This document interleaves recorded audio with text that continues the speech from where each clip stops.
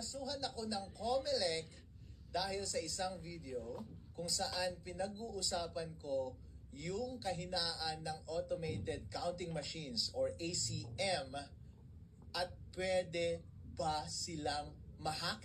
Ito po si Attorney Harold Respicio at kinasuhan ako ng COMELEC at ipapadisbar din daw nila ako at tatanggalin din daw yung lisensya ko bilang CPA mula sa PRC. Wow! Nakakatakot, alright? Yung video na yon na sinasabi nila ay pinatanggal na nila mula sa Facebook, so hindi nyo ma-access. So pag-uusapan natin ngayong araw na ito kung ano yung laman ng video na iyon. Alright. Ako bilang abogado ay isa rin akong IT expert kasi bago ako naging abogado ay isa akong CPA. Nagtrabaho ako sa Deloitte, ang #1 auditing firm sa buong mundo. At ang expertise ko was information systems audit. Kaya alam ko ang lahat ng mga bagay na yan. Marunong akong mag-code at marunong akong mag-hack. Ang trabaho ko before was tignan yung mga kahinaan ng mga computer systems at sasabihin ko, "Hoy, pwedeng i-hack ito, baka gusto mong ayusin." Actually, dun sa video na yon sinabi ko lang na, "Hoy, COMELEC, merong kahinaan itong automated counting machines, baka gusto ninyong ayusin." So, Attorney Harold Respicio, ano ba yung sinasabi mong kahinaan doon sa video na yon?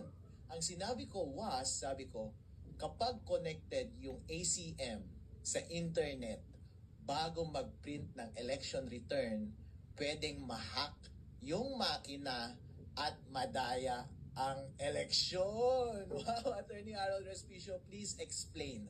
Ano ba ang proseso ng pagboboto gamit ang automated counting machine? So ito po yung proseso. Ayon sa rules na inilabas ng COMELEC, yung automated counting machines ay nasa presinto on the day of elections. Yung automated counting machine na yon ay connected sa internet the whole day. At kapag boboto ka, ilalagay mo yung boto mo doon at bibilangin ng makina lahat ng boto. Pero yung pagbilang ng makina, para siyang nag-i-score ng basketball. Habang bumoboto ang mga tao, merong running score. Pero hindi katulad ng basketball, yung score doon sa loob ng voting machine na yun, hindi mo nakikita. Walang nakakakita. At makikita lamang yung final score pagkatapos na ng pagboto matapos ang 7:00 ng gabi on election day. At lalabas yung information na yon sa pamamagitan ng pagprint ng election return. Tapos yung makina, ipapadala niya yung result sa servers ng COMELEC at yun yung official na returns ng election. Ang concern ko was kapag konektado sa internet yung makina bago mag-print ng election return at corrupted yung source code ng makina, pwedeng ma-hack ng isang hacker yung makina at dadayain yung lalabas na final score doon sa election returns at madadaya yung resulta ng eleksyon. Yun po ang puntos ko doon sa video na iyon. So, Attorney Harold Respicio, bakit pwede bang mabago yung source code ng isang makina? Well, ang binanggit ko doon sa video was pwede on principle basta may physical access ka sa makina. Bilang eksperto sa IT, ikaw din kapag bumibili ka ng gadget mo doon sa Green Hills, di ba? Kapag nakaw yung cellphone na yon or nakaw yung laptop, pag dadalhin mo doon, babaguhin na nila yung source code ng computer na yon kahit may password pa yung device na yon. Kasi ang basic principle ng information system security is basta may physical access sa device, ang isang masamang tao at gusto niyang baguhin yung source code ng makina na yon, pwede mong mabago yung source code ng makina na yon. So, on principle, ang mga makina ng pagboto, basta merong access ang tao dyan, pwedeng mabago yung source code. Ngayon, ang diniscuss ko doon sa video was, sige, sinesecure nga ng COMELEC lahat ng makina na iyon. Actually, meron bang opening, ang sinabi ko sa video is meron bang opening or instance na baka hindi nakatingin yung gwardiya na merong bad actor doon at baguhin niya yung source code? Kayo na lang ang humusga, di ba? So mahirap iwasan yun kasi kahit gaano ka pa ka-stricto sa pagbantay ng makina, kahit konting sandali lamang na merong access ang masamang tao dun sa makina, halimbawa, galing sa loob ng gobyerno, kung gusto nilang dayain yung eleksyon, pwede nilang dayain yung eleksyon. Yun yung binanggit ko doon sa video na iyon. Ngayon, hindi mo maiiwasan yung bagay na iyon. Kaya ang alternatibo mong solusyon dyan ay kapag nagtanim sila ng masamang code, source code doon sa makina at may opening sa hacker, pwedeng i-hack. Dapat ang gawin mo, during election day, huwag mo siyang i-connect sa internet. Kasi kahit corrupted yung source code doon, kahit ano pa ang gawin ng hacker, hindi niya ma-access yung device. Therefore, hindi niya mababago yung score. And kapag hindi niya nabago yung score, ang lalabas na score ay yung tamang score sa makina at walang magagawa yung makina. Once i-connect mo na siya sa internet later at ipadala mo yung results sa server ng COMELEC, hindi mahirap nang dayahin yun kasi may kopya na lahat ng watcher ng totoong resulta ng eleksyon. Yun yung binabanggit ko na pwedeng opening doon sa video na iyon. Doon sa video na iyon, naging detailed ako sa pag-discuss ng teorya ng computer securities at paano i-take advantage yung kahinaan na yun doon sa sistema ng automated counting machine.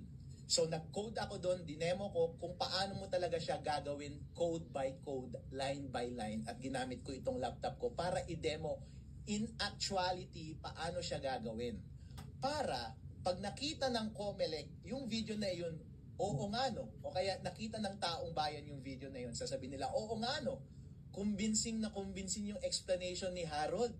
Pwede ngang mangyari. Ayusin na natin to. Actually, yun yung purpose ng video na yun eh. Yun yung hope ko na sana maayos ng COMELEC yung rules nila. Kasi, ang simple lang siyang pwedeng ayusin. Walang mawawala sa atin. Ang gagawin lang ng COMELEC is babaguhin niya lang yung rules niya kung paano natin i-handle yung ACM machines during election day. Kasi right now, may lunabas na rules ang ACM kung paano i-operate yung voting machine na yon on election day. At kapag babasahin mo yung rules, connected na siya sa internet on the whole day. And walang instruction doon na dapat hindi siya connected sa internet or dapat i-connect mo lang siya sa internet after mag-print ng election returns.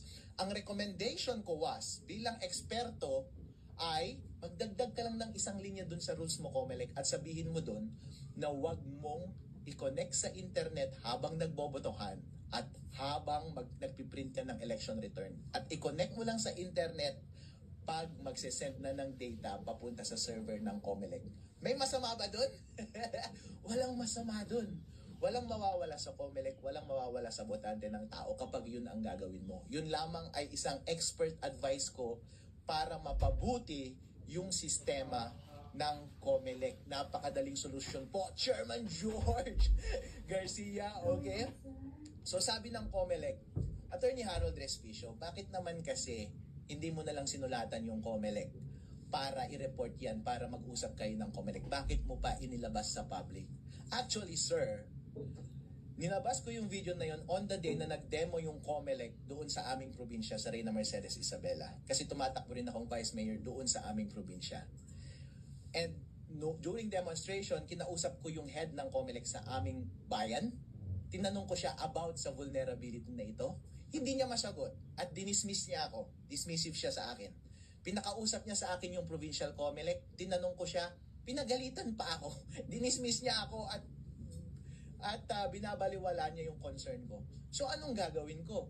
Malamang kapag i-raise ko sa COMELEC, since ganun na yung attitude niyo COMELEC, wala na akong ibang choice kundi ibigay sa taong bayan yung impormasyon na yon at sila ang mismong magtutulak sa COMELEC na improve nila yung sistema nila. Alright? At sinasabi rin ng COMELEC ngayon, merong isang question na yang si Harold Respicio, nagkakalat lang yan ng masamang impormasyon, misinformation. Eh kasi kung nagsisinungaling yung voter machine natin, kung pwedeng ma-hack, meron namang randomized audit. So, tama, pwede kang mag-randomize audit. Pero ibig sabihin ba walang nangyaring dayaan? Totally, hindi. Kasi, Kapag meron ako bilang hacker at may access ako dun sa automated counting machine, pwede kong piliin yung machine na pwede kong dayain. Pwede kong sabihin na itong mga makinang ito, wag nating dayain, pero yung makina number 1, 2, 3 dito sa precinct na to, dayain natin. Paano kapag dun sa randomized testing mo, ang itest mo ay yung mga makina na hindi nadaya? The only way na pwede mo lang masabi na totally na walang nangyaring dayaan sa election is itest mo lahat ng voting machine at isecure mo lahat ng resibo ng boto doon sa ballot box na yon. At dapat isa-isahin mo kung nagmamatch lahat ng ballot box at saka yung resulta ng boto. Since hindi ginagawa ng COMELEC, hindi nila pwedeng i-discount yung possibility na pwedeng madaya yung election. Yun yung point ko po doon sa video na iyon. Ang question pa sa akin ng media is, Attorney Harold, bakit ginamit mo ba yung doon sa video mo, ginamit mo ba yung code ng COMELEC, source code ng COMELEC? Hindi. Wala akong kopya ng source code ng COMELEC. Wala akong kopya ng firmware ng voting machines. Wala akong access sa voting machines. Hindi ko alam. Pero lahat kasi ng prinsipyo ng lahat ng information systems katulad ng mga ACM ay pare-pareho lamang yan. Ang dinemo ko lang doon ay kapag ako ay isang eksperto, ganito ang pwedeng mangyari para maayos itong sistema ng COMELEC. So, dinemonstrate ko doon kung saan yung mahina na parte kapag ako yung masamang individual na gustong dayain yung makina. Ipinakita ko doon kung paano mo talaga i-code. Gamit ang ibang source code, gamit ang ibang equipment. Ang ginamit ko lang na equipment is yung laptop ko, hindi yung actual voting machine. Pero, ang prinsipyo ng pandaraya ng mga makina, ng pagmanipulate ng mga makina ay pare-pareho lamang. Yun lang yung dinedemonstrate ko. In as much as pwede kong i-demonstrate sa kahit na kaninong tao yung mga vulnerability ng kahit na anong gadget. Pero hindi ako nagkaroon ng access sa source code ng COMELEC at yung firmware ng automated counting machines. So yun. At yun nga, pina-down na ng COMELEC yung dalawang video yun na nasa Facebook na nakapost. Ngayon ko lang na-realize na yun pala ang dahilan. Kasi sabi ng Facebook, sabi ko bakit ninyo tinanggal itong mga videos na ito? Sabi ng Facebook sa akin, kasi may nag-report na nagva-violate ka daw ng batas. Sabi ko freedom of speech yan. Kaya ako nagsasalita tungkol dito is gusto kong inform yung tao. Dahil kapakanan nila ito, demokrasya nila ito para sa integridad ng halalang 2025. At sana marinig ng COMELEC para magbago ng rules yung COMELEC. Actually, tinanong ako ng media kanina, so Harold, ano ang response mo dito sa mga kasong gagawin sa'yo? Kasi ipapadisbar ka pa daw sa Supreme Court at tatanggalin ka pa daw ng lisensya mo bilang Certified Public Accountant dyan sa PRC. So anong response mo? Talagang ganyan ang buhay. Wala tayong magagawa. Kung gusto nila, kunin na rin nila yung aso ko kasi gusto na naman nilang sirain ng buhay ko. Pero ang bottom line is, Chairman George Garcia, pagkakataon mo to na patunayan ang iyong sarili. Legacy mo ito. Hindi ko alam kung ito ang una o huli mo bilang chairman ng COMELEC. Gusto mo bang matandaan bilang chairman ng COMELEC na nagpapatahimik sa mga concerned citizen na gusto lamang ng tapat na eleksyon? Or gusto mo makilala bilang isang professional at mature na commissioner na nakikinig ng feedback, especially mula sa expert, at titignan mo yung sistema mo kung tama ba o mali. At kung tama, babaguhin mo. At kung hindi naman totoo yung sinasabi ni Attorney Harold Respicio, and then let the public judge for themselves. Dahil pinakamahalaga po lahat ang kalayaan ng tao na magsalita. Nangyari na po ito paulit-ulit sa maraming gobyerno sa buong mundo kung saan merong mga taga-tuligsa sa gobyerno at pinapatahimik nila yung taong iyon. Pagdating sa huli, ang talo ay yung mga abusadong gobyerno na iyon. Pagdating sa huli, ang katotohanan pa rin ang lalabas. Kaya ang advice ko sa COMELEC ay, kung sa tingin ninyo, aatras ako sa informasyon na to, or aatras ako sa kandidasiya ko, bilang Vice Mayor ng Reyna Mercedes ng Isabela, well, hindi ko gagawin yun. Dahil nagtitiwala ako sa ating batas na ang tama at ang karapatan nating mga individual na malaman ang lahat ng transaksyon ng gobyerno ang siyang magwawagi sa huli. So yan po. Ako po si Attorney Harold Respicio.